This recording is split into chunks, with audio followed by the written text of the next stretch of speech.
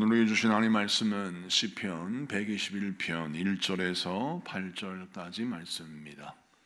성경 말씀 시편 121편 1절에서 8절 말씀 우리 다 같이 교독하도록 하겠습니다. 제가 먼저 봉독합니다. 내가 산을 향하여 눈을 들리라. 나의 도움이 어디서 올까?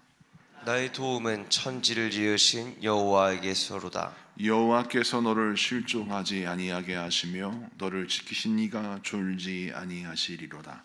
이스라엘을 지키시는 이는 졸지도 아니하시고 주무시지도 아니하시리로다. 여호와는 너를 지키시는 이시라. 여호와께서 내 오른쪽에서 내 그늘이 되시나니 낮의 해가 너를 상하게 하지 아니하며 밤의 달도 너를 해치지 아니하리로다. 여호와께서 너를 지켜 모든 환난을 면하게 하시며 또 내 영혼을 지키시리로다.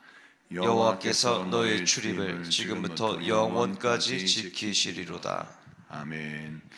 할렐루야. 자, 오늘은 시편 121편 1절에서 8절까지 말씀을 통해서 성전에 올라가는 노래 두 번째 시리즈, 꽃길만 걸으면 산은 오를 수 없다 라는 제목으로 말씀을 증거할 때 많은 은혜 받는 시간 되기를 바랍니다.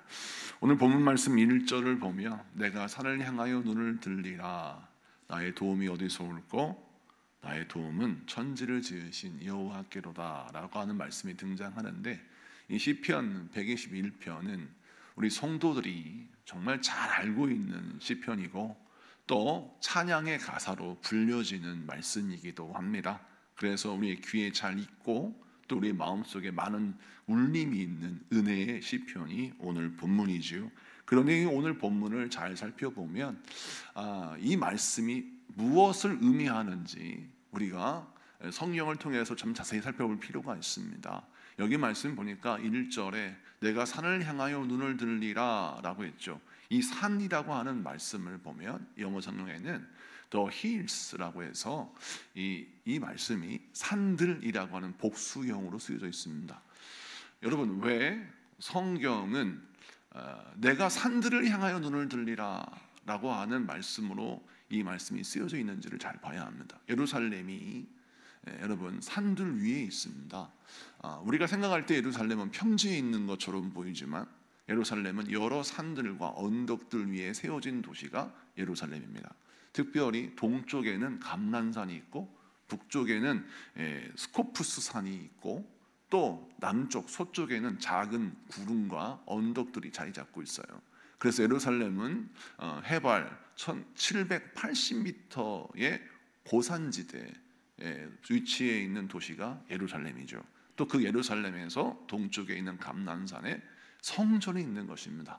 자, 그래서 오늘 시편의 기자는 내가 산들을 향하여 눈을 들리라 라고 하는 표현을 할 때 이 표현은 내가 성전이 있는 주님 계신 예루살렘을 바라봅니다 라고 하는 표현이에요.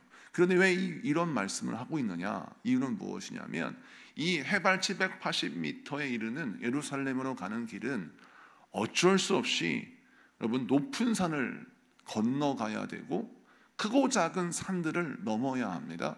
그리고 때로는 산과 산 사이에 있는 깊고 험준한 계곡을 또 건너가야 하는 거예요.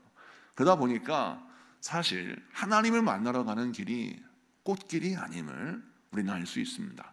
오늘 성경에 읽어보는 말씀을 보면 1절과 2절을 보니까 내가 도움을 구한다라고 하는 말씀이 등장하잖아요. 그렇죠. 도움이 필요한 상황이 지금 이 성전을 향해 나아가는 순례자의 상황이고, 오늘 말씀 1절부터 8절까지 말씀을 보면 하나님은 나를 지키시는 분이시다 라고 하는 지킨다라고 하는 표현이 6번이나 등장해요.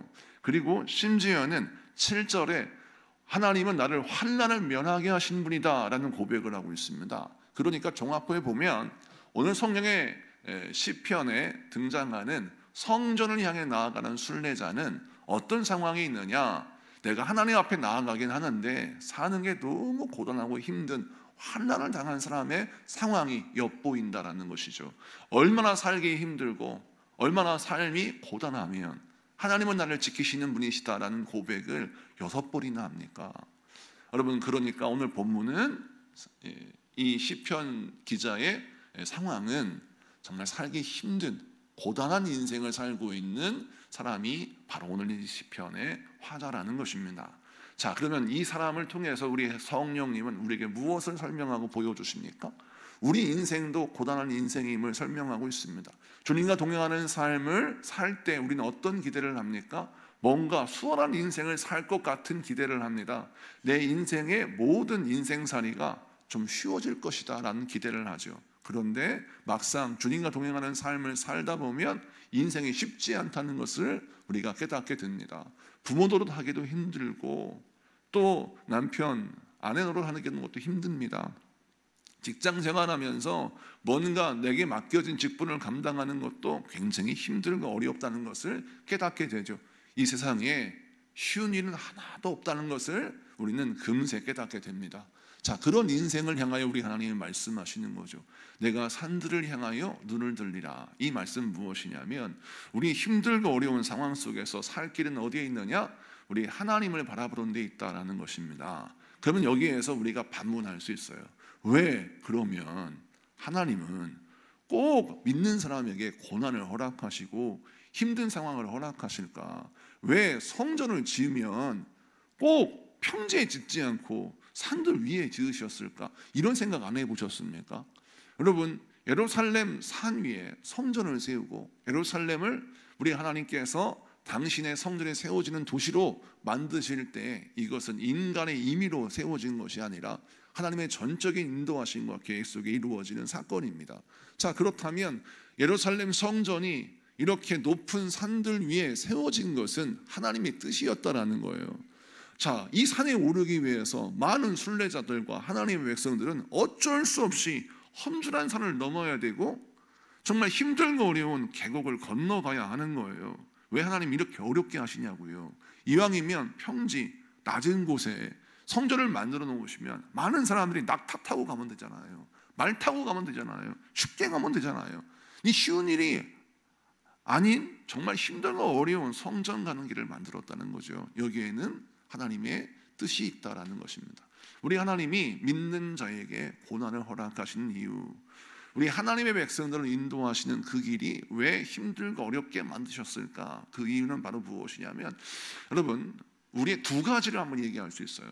우리의 정체성을 세우기 위함입니다. 첫째는 우리의 어떤 정체성을 세우기 원하냐면 우리 하나님은 어떤 상황과 환경이 놓인다 할지라도 우리의 변질되지 않는 정체성을 세워주기 위하여 우리 하나님이 우리에게 고난을 허락하시는 것입니다. 왜냐하면 우리는 누군가에게 이정표가 되는 인생이 되어야 하기 때문이죠. 우리 하나님은 믿는 사람들을 통하여 많은 영혼들을 주님께로 인도하는 이정표와 같은 인생으로 우리를 삼으십니다. 그의 대표적인 예가 이스라엘 백성 아니겠습니까? 우리 하나님이 세계 열방을 살리시고 구원하기 원하십니다. 이방인들을 구원하기 원하신다는 거예요.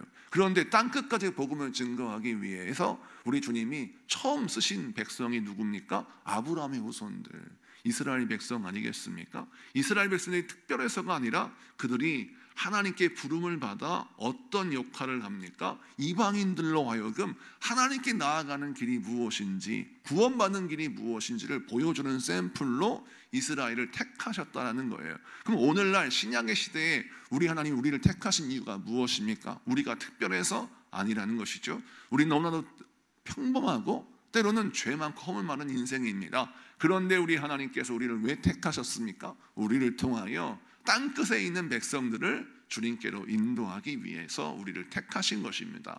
자, 그러면 주님께 택함 받은 우리들이 가져야 할 정체성은 바로 무엇이냐면 흔들리는 상황과 환경 속에서 나도 흔들릴 수 있지만 흔들리지 않는 올바른 방향성, 올바른 길을 보여주기 위하여 우리 하나님이 우리를 택하셨다라는 거예요.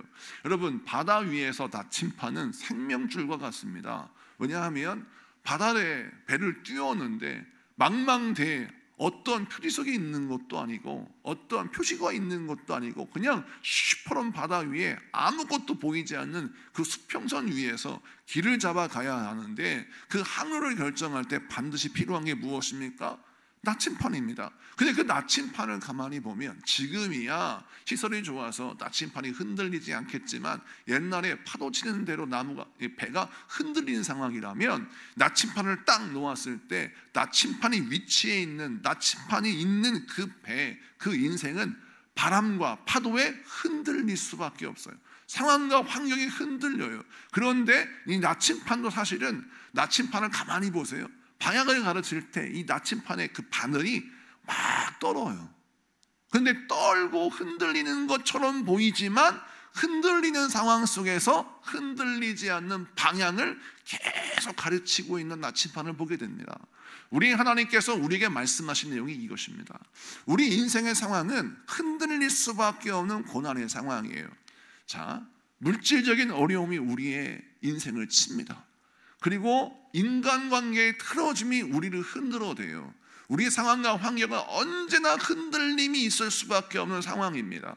그런데 그런 상황 속에서도 한결같이 두려워 떨기도 하지만 때로는 낙심하여 실망하기도 하지만 그래도 여전히 언제나 어디서나 어떤 상황에 놓인다 할지라도 하나님이 기뻐하시는 길을 가리키는 나침판의 역할을 감당하는 이 사람이 바로 하나님의 사람이 되어야 하는데 그 하나님의 사람을 세우시기 위하여 우리 하나님이 어떤 훈련을 시키시느냐, 어떤 상황에서도 같은 방향을 제시하는 그런 정체성을 가진 하나님의 사람으로 만드시기 위하여 여러분을 훈련시키신다는 것입니다.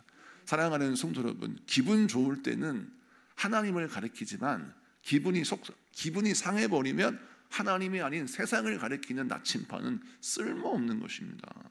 어제는 북쪽을 가리키는 듯 보였는데 오늘 보니까 북쪽을 가리켜야 되는데 남쪽을 가리키고 있어요. 이 나침판이 쓸모없는 나침판이 되어버리는 것이죠. 우리 하나님은 우리를 쓸모있는 하나님께 쓰임받는 인생의 이정표운 나침판을 삼으시기 위하여 우리를 부르셔서 그 훈련시키시는 거예요. 지금도 자동차를 개발하면 많은 자동차 회사들은 자동차를 바로 출시하지 않습니다. 그 자동차를 수많은 상황과 환경 속에서 운행하며 그 자동차가 최고의 성능을 발휘할 수 있도록 테스트를 해요. 알래스카에서 자동차를 운영하기도 하고요.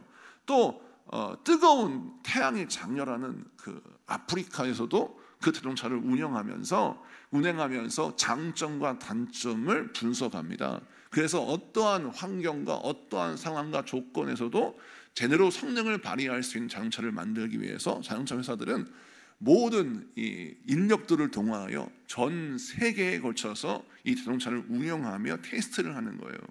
여러분, 왜 이렇게 합니까? 이유는 우리의 인생이 때로는 알래스카와 같은 환경에 살기도 하지만 때로는 뜨거운 태양에 장렬하는 그런 곳에 사는 인생이 우리의 인생이거든요. 그래서 하나님이 우리에게 고난을 통하여 우리가 올바른 정체성을 갖도록 우리를 훈련시키는 것입니다. 자, 그리고 또 한 가지 이유가 있는데 그것이 바로 무엇이냐면 올바른 선택을 할 수 있는 실력을 기르게 하기 위함입니다.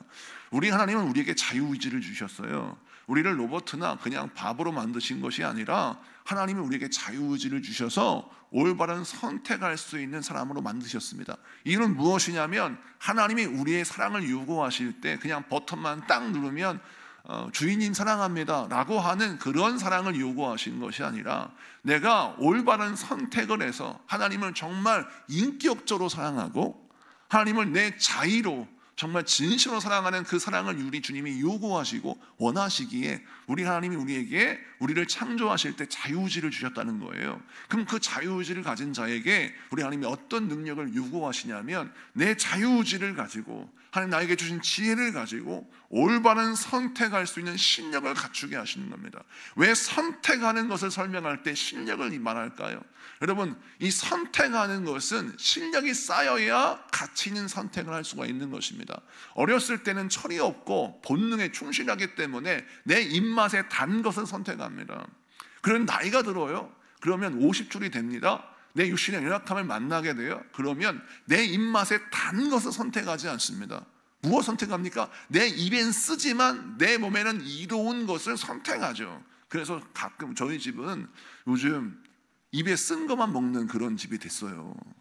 그래서 맨날 먹을 때마다 야채만 먹고 도대체 내가 염소인지 양인지 알 수 없는 그런 채식을 하게 되는 경우가 많은데, 이유가 뭐냐면 건강히 살아야 되거든요. 여러분, 그렇습니다. 우리가 가치 있는 선택을 하는 과정 속에 하나님이 무엇을 허락하시냐면 고난을 허락하십니다. 왜? 고난을 겪어봐야 가치 있는 선택이 무엇이든 깨달을 수 있기 때문에 그렇습니다. 여러분, 선택을 했어요. 내가 내 육신에 충실한 선택을 했습니다. 그 선택으로 말미암아 어떤 결과가 산출되고 보여지는지를 깨닫고 뼈저리게 깨닫게 하시는 겁니다. 그래서 나로 하여금 어떤 선택을 하게 하십니까? 더 가치 있는 선택을 하는 훈련을 시키는 거예요. 그래서 우리 하나님은 선택의 훈련을 통하여 선택하는 실력을 갖게 하는 데 목적이 있는 것입니다. 여러분, 이것이 바로 하나님이 여러분을 향한 계획이라는 거예요. 여러분, 가치 있는 선택을 하면 또 그 사람은 어떠한 실력을 가져야 합니까? 그 선택이, 하나님이 원하시는 그 선택이 나중에 하나님이 원하시는 열매를 맺을 때까지 대가를 지불하는 기다림과 투자와 헌신과 노력을 기울여야 열매를 거둡니다. 그런데 실력이란 것이 무엇이냐? 내가 선택한 그 선택이 괄목할 만한 결과를 낼 때까지 투자하고 힘을 기울이고 애를 쓸 수 있는 그 대가를 지불하는 훈련을 해야 실력이 나오는 것입니다. 그런데 실력을 하는 사람의 특징이 무엇입니까? 내가 어떤 선택을 했는데 그 선택이 바로 눈에 보이는 결론을 내지 못하고 열매를 내지 못하면 금방 실망해서 그 선택을 버려버려요. 얼마나 어리석은 자입니까? 이런 사람들은 증권 투자하면 단타 투자만 하다가 다 망해버리는 거예요. 여러분, 증권 투자할 때 가장 중요한 것이 무엇입니까? 가치 투자 아니겠습니까? 세상의 논리도 그런 것인데 영적인 논리도 마찬가지예요. 우리 하나님은 우리에게 어떤 선택의 실력을 갖기 원하냐면, 내 눈에 보기에는 고난의 길이고 고통의 길이고 이 길은 험난한 길인데 주님께서 말씀하시는데 이 길이 복된 길이고 이 길이 네가 살 길이라고 말씀하시면 그 살 길과 복된 길을 선택하는 것이 가치 있는 선택이라는 겁니다. 이 가치 있는 선택을 하려면 반드시 그의 내면 세계와 영혼이 실력을 갖춰야 하는 것인데, 그 실력은 어디서 나오냐면 고난을 통해서 나오는 것입니다. 이 고난을 통하여 대가를 지불하고 이 고난을 통하여 잘못된 선택이 어떠한 결과를 자아내는지를 뼈저리게 느껴야 비로소 올바른 선택을 할 수 있는 것이죠. 그러므로 이 말씀을 통해서 다시 한번 우리가 무엇을 깨닫고 알아야 합니까? 성전을 향해 나아가는 백성들에게 피할 수 없는 고난의 길을 허락하신 이유가 무엇일까? 우리 하나님이 우리를 실력 있는 사람으로 만들기를 원하시는구나. 우리를 이 땅에 나침판과 같은 존재, 누군가의 인생의 이정표와 같은 존재로 우리를 사용하시기 위해서 우리의 고난을 허락하시는구나. 이걸 깨달아야 우리 인생의 고난을 여러분 돌파할 수 있는 것입니다. 여러분, 하나님과 동행할 때 우리가 겪을 수밖에 없는 고난을 해석하는 능력이 있어야 고난을 완주할 수 있는 것이지, 돌파할 수 있는 것이지, 그 고난 자체에 함몰되어 버리면 그 사람은 고난을 이길 수가 없는 것이죠. 이 말씀 붙들고 오늘 본문 말씀처럼 내가 산을 향하여 눈을 들리라, 힘들고 어려운 상황 속에서도 하나님 바라보고 믿음의 길을 걸어가 천지만물을 창조하신 하나님의 도우심과 힘을 얻어 승리하는 여러분에게 축복합니다. 자, 그 다음에 1절과 2절을 다시 보면 여기에서 내가 산을 향하여 눈을 들리라, 나의 도움이 어디서 올꼬? 라고 하는 도움이라고 하는 단어가 등장해요. 또 나의 도움은 천지를 지으신 여호와께서다. 이 도움이라고 하는 단어가 히브리어로 에제르라고 쓰여져 있는데, 이 에제르라고 하는 단어는 어떤 단어냐면 그냥 단순히 누군가의 필요를 채워주는 것이 아니라 전쟁이 벌어졌을 때 그 전쟁에서 누군가 도와주지 않으면 전쟁에 패배하는 거예요. 그때 다른 나라가 찾아와서 나에게 병력과 여러 가지 병참을 제공하는 원조, 그것을 원조를 공급하는 것을 이 에제르라고 씁니다. 자, 그러니까 오늘 본문은 어떤 뜻을 말하냐면 내가 일생일대에 싸움을 벌이고 있어요. 그런데 하나님이 도와주시지 않으면 내가 살 수 없습니다. 목숨이 걸려있는 전쟁이에요. 물러설 수 없는 경기에 내가 섰습니다. 그런데 그때 내 힘의 한계를 느꼈다라는 거예요. 그러니까 제3자가 도와주지 않으면 절대 이 경기에 승리할 수 없고, 제3자가 나를 도와주지 않으면 이 전쟁에 내가 승리할 수 없다라고 하는 현실이 지금 1절과 2절의 현실이에요. 내 힘에 한계가 있는 겁니다. 여러분, 우리가 인생 살다 보면 아무리 하나님의 사람들이라 할지라도 인생의 벽을 만나게 되어 있습니다. 우리 하나님이 그렇게 세팅을 해놓으셨어요. 성경의 모든 인물들은 인생의 벽을 만나는 경험을 합니다. 특별히 모세를 보십시오. 모세가 공주의 아들로 성장하였을 때 정말 거칠 것이 없는 사람이었습니다. 자기 민족을 살리기 위하여 자기 민족의 고통을 돌보기 위해서 자기 민족을 때리고 학대하는 애굽의 관리를 때려 죽였다가 그가 도망자가 되어서 저기 미디안 광야에 장인 이드로의 양을 칠 때를 보십시오.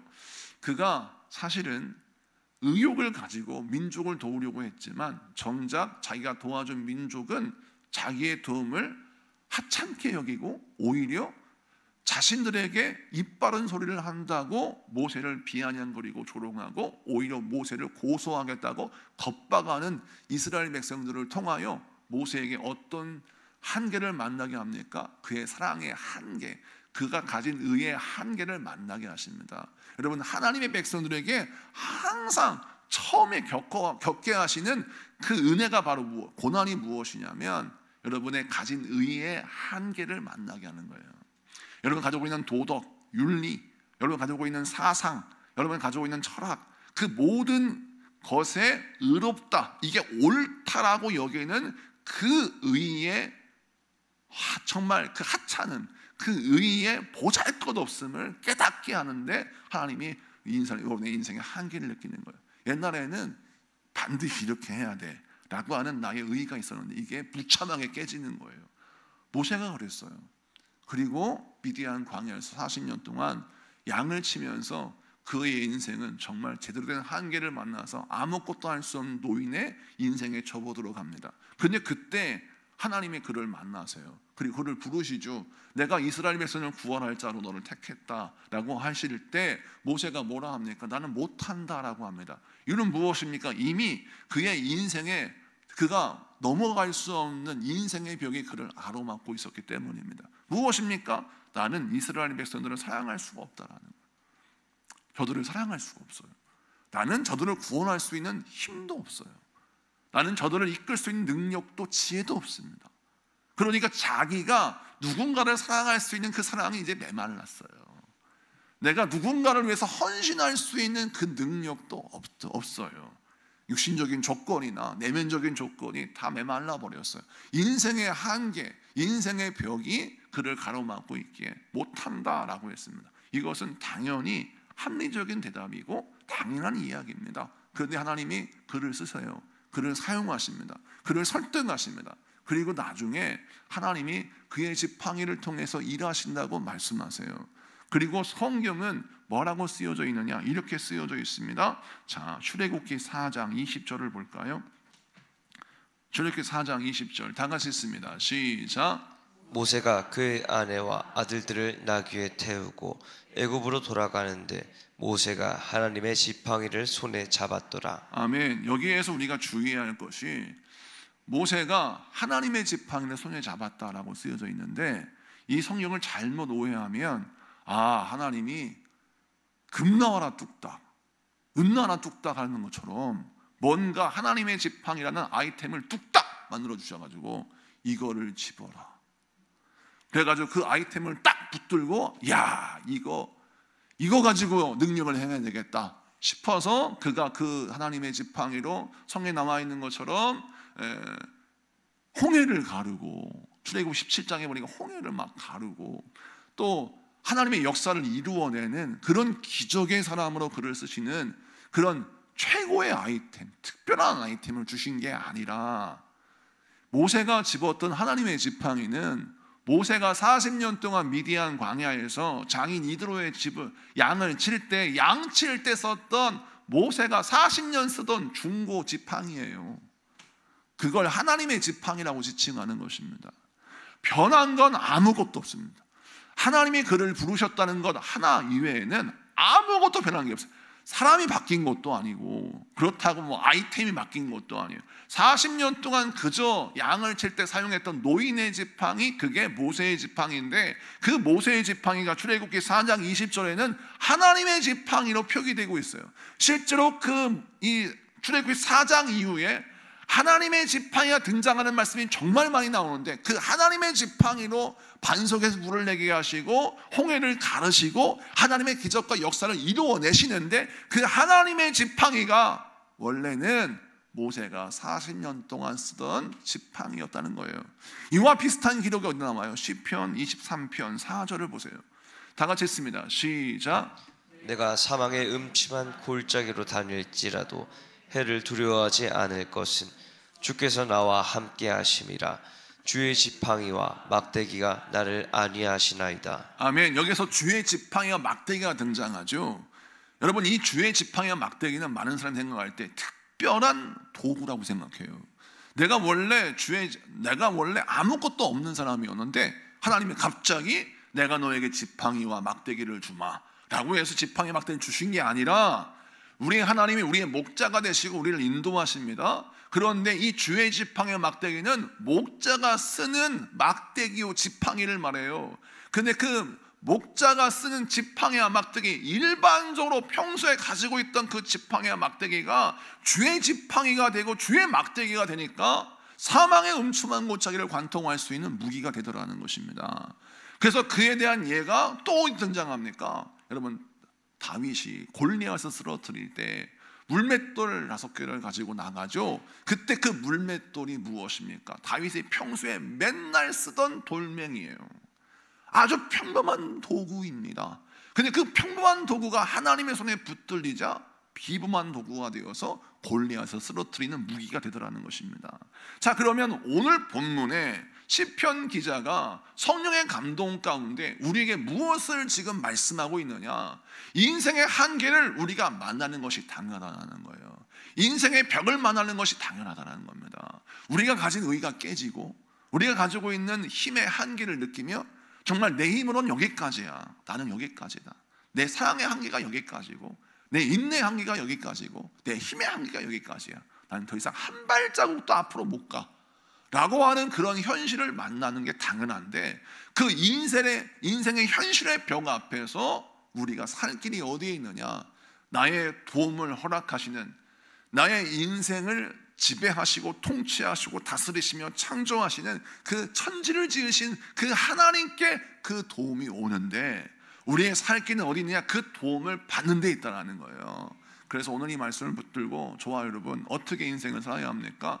특별한 무기를 찾지 말고 내게 주어진 인생의 평범한 도구를 하나님이 붙들어 주셔서 비범한 무기로 사용해 달라고 간절히 기도하는 여러분에게 축복합니다. 나의 평범한 자녀, 나의 그 초라한 인생, 이것을 버리고 뭔가 특별한 만남이나 특별한 어떤 길을 찾으려고 하지 말고, 우선 하나님이 나에게 허락하신 관계, 하나님 나에게 허락하신 재능과 은사, 이거를 통하여 하나님의 역사가 일어나기를 원합니다. 하나님의 그 에제르의 역사가 우리에게 임하여 내가 질 수밖에 없는 이 전쟁에서 승리하게 하여 주시옵소서. 어제와 다르지 않은 오늘의 평범함 속에서 하나님의 비범한 역사가 일어나게 하여 주시옵소서. 기도하는 여러분에게 축복합니다. 세 번째 말씀은 4절부터 8절인데 4절부터 8절까지 읽으면서 시간 관계상 이 말씀을 간단히 설명하면, 자, 하나님은 졸지도 아니하시고 주무시지도 아니하시는 분이시다라는 표현이 있죠. 그 뒤에 쭉 보니까 하나님은 나를 상하게 하지 아니하시고 나를 지키시는 분이다라는 기록이 나와 있는데, 졸지도 아니하시고 주무시지도 아니하시는 분이다 라고 하는 표현 속에서 어떤 의미가 담겨 있냐면, 이 말씀은 내가 졸 때가 있고 잘 때가 있다는 거예요. 나는 졸 때가 있어요. 육신의 한계를 갖고 있으니까. 그리고 피곤하면 자야 됩니다. 그런데 하나님은 졸면 안 돼요. 주무시면 안 돼요. 왜? 내가 졸고 자야 되기 때문에. 내가 졸 때 하나님 나를 지키셔야 되고, 내가 잘 때 하나님 나를 지키셔야 돼요. 이 말씀이 그 말씀이에요.